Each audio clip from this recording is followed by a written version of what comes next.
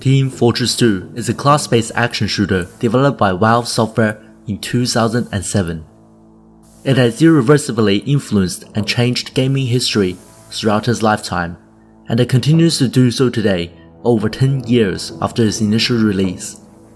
A giant in its own right, it seems unshakable in its might and legacy. However, it came close to never existing at all in the first place. But first, we need to start at the very beginning.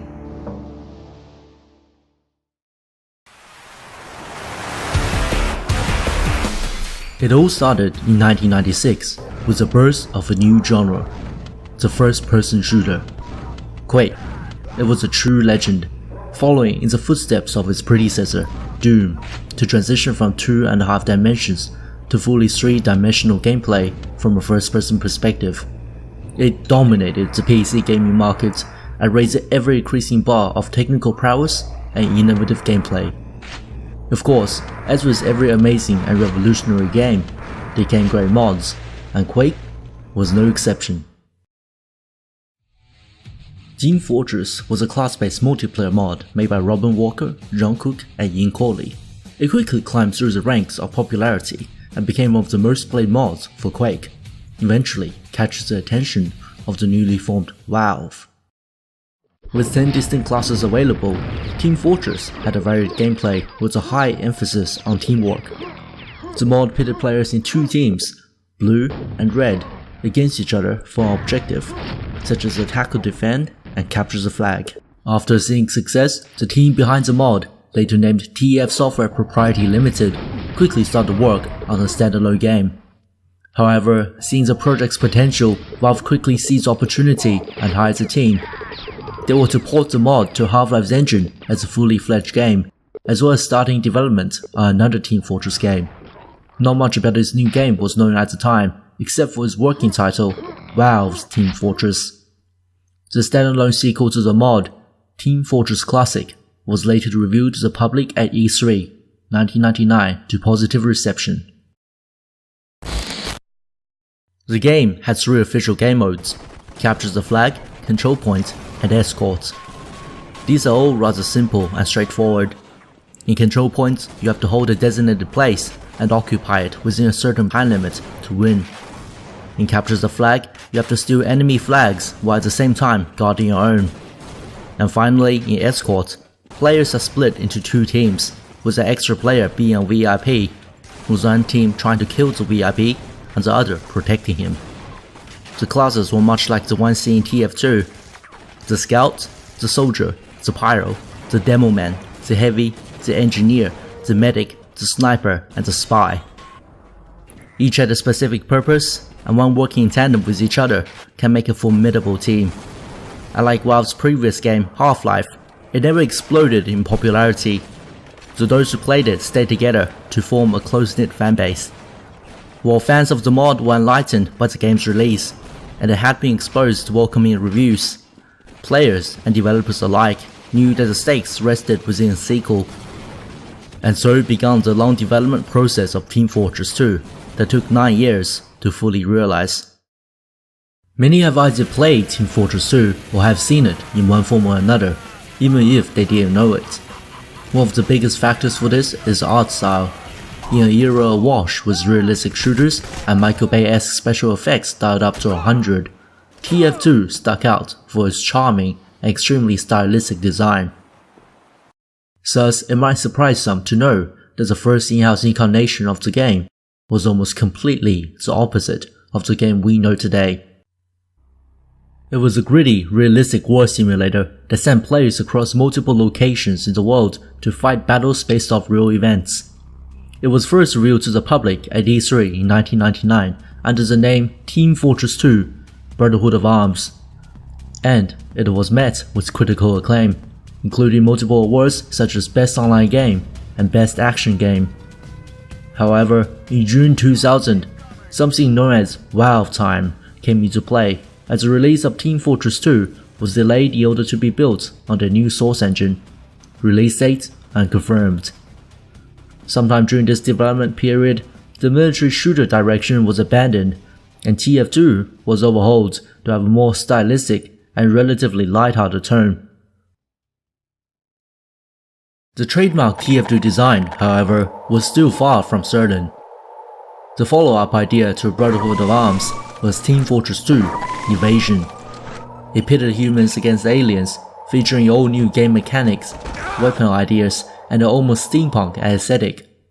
There were 10 main classes that can be played: the Commando, the Defender, the Infiltrator, the Medic, the Pyro, the Recon, the Sapper, the Sniper, the Support, and the Escort. The idea gained a lot of traction, but was later cancelled again, possibly due to the fact that the concept deviated too much from the original Team Fortress. For the next half a decade, all news regarding Team Fortress 2 was put on radio silence, and doubts arose as to whether the game will ever be released.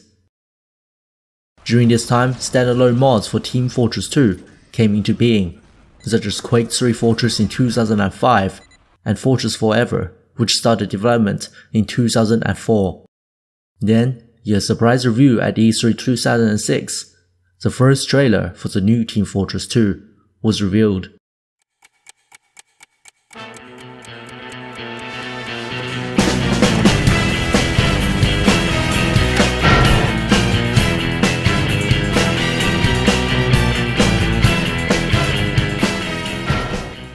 It is becoming something that is quite familiar to us now, but it still has much to go before it becomes a game we love and cherish today.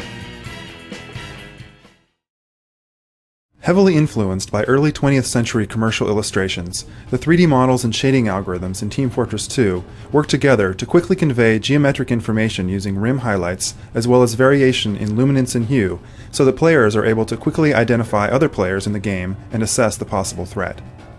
And it all comes back to Team Fortress 2's design choices. Team Fortress 2 came with 9 characters. The Scout is an attack class, tasked with flanking and picking off stray enemies with his scattergun, running away before the enemy had even realized what had happened. The Soldier is an all-rounder, capable of making defensive plays while at the same time able to bomb enemy ranks with his rocket launcher. The Pyro is a close-range ambush class. His flamethrower is able to deal vast amounts of damage in close quarters. The Demoman is an expert in explosives, specializing in grenade launchers and sticky bombs, which he can use to lay both traps and punish overconfident players. The Heavy is a tank-like character, able to absorb massive amounts of damage while dealing out the same irritant with his minigun. The Engineer, much like his namesake, can build a variety of buildings, such as sentry guns, dispensers, and even teleporters to help out his team.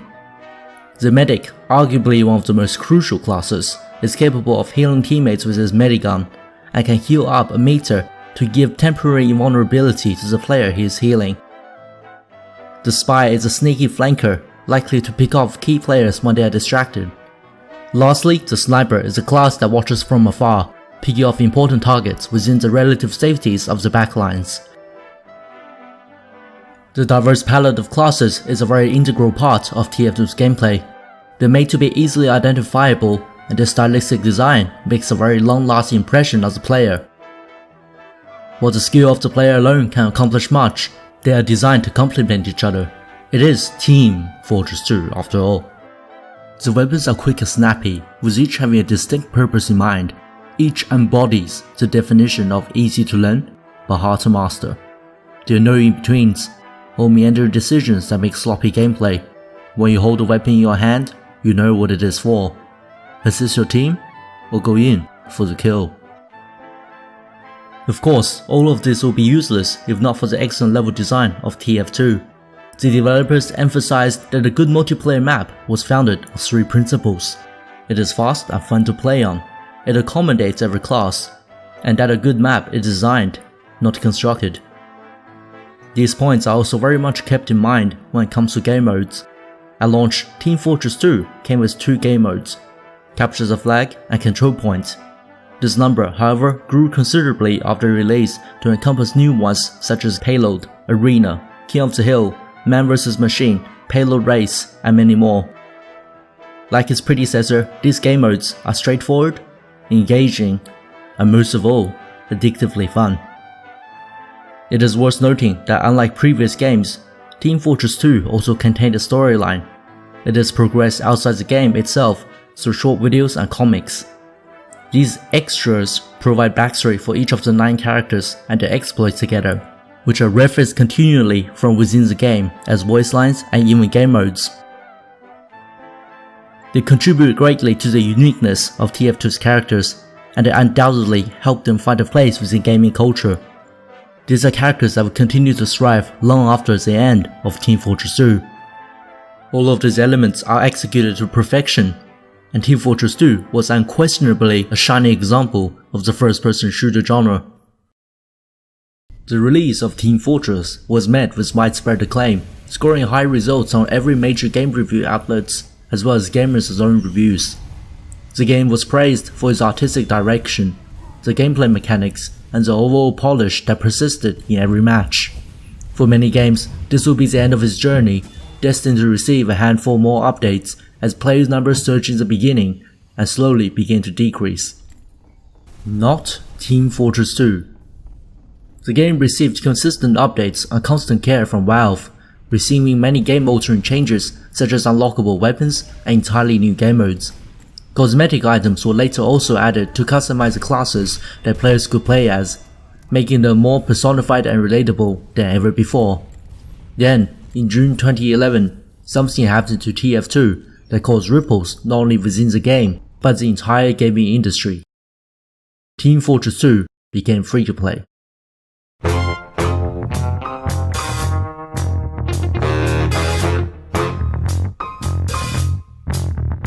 Free-to-play games and microtransactions are in no way a unique concept.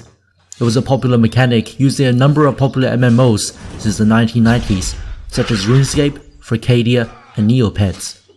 The idea of loot boxes, though much less common, is also not unheard of, as it was first used in the Chinese free-to-play game ZT Online in 2005 in order to guarantee revenue from masses who could not pay for an expensive game. Team Fortress's conversion to free-to-play, however, brought prominence to many of these features and combined them to create what is now a virtual economy. Crates were given to players at random and could be opened with keys, obtainable in an in-game store. The items obtained from crates could then be traded with another player in exchange for one or more of their items. A multitude of effects could also be obtained on certain items, raising the value of the item due to its attractiveness and rareness. The creative director of TF2, Robin Walker, stated that the intent was to create a network effect that would draw more players to the game, so that each player would essentially act as advertising for those who would eventually buy something from within the game. Valve reported an increase in profit of over 12 times after the transition to free-to-play, proving to both the company and the gaming world at large that this was a feature to stay.